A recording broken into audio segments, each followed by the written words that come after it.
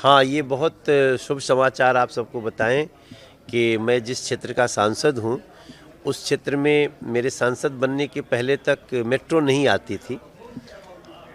एक बगल के लाइन से ईस्ट में जाती थी मेट्रो, मगर हमारी लोकसभा में नहीं थी। हमने पहला फेज़ भी किया और अब जो चौथा फेज़ है, पहला फेज़ जो मैं किया वो वास्तव में तीसरा फेज़ था, उसमें हमारे यहाँ आया XU बिहार तक।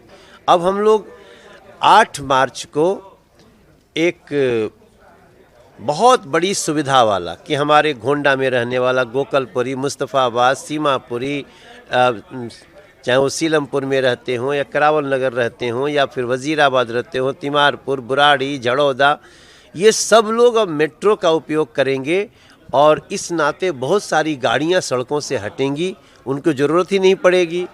तो 8 मार्च को मैं अपनी तरफ से भी सबका आह्वान करता हूं कि इस अवसर पे प्रधानमंत्री जी उद्घाटन करने आ रहे हैं और ये जो बुराड़ी का जो निरंकारी मैदान है, वहाँ वो सुबह 10 बजे सबसे मिलेंगे भी।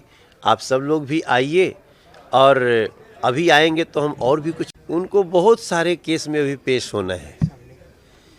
मेरा मानना है कि जो उनकी एक आदत रही है, कभी किसी में केस में बेल हो जाए तो डांस करते हुए आते हैं।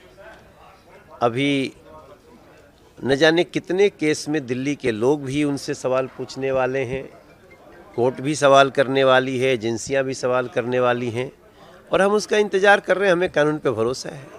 तो अब केजरीवाल जी किस परिस्थिति में कहे और अब क्या जवाब देंगे, तो ये देखना होगा।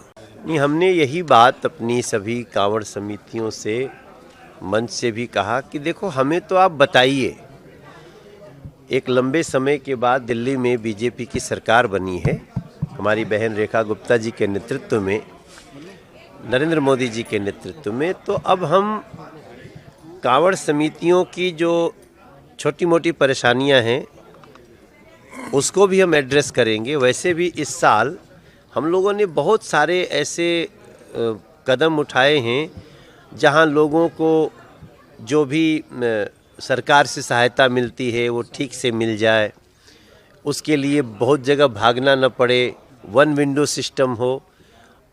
अब आगे चूँकि अभी तो साल ही भर हुआ, अब दूसरे वर्ष का जो कांवड़ आएगा उसके पहले हम सभी लोग उन सुझावों को चाहते हैं। और विश्वास रखिए, ये तो शिव जी की ही सरकार है,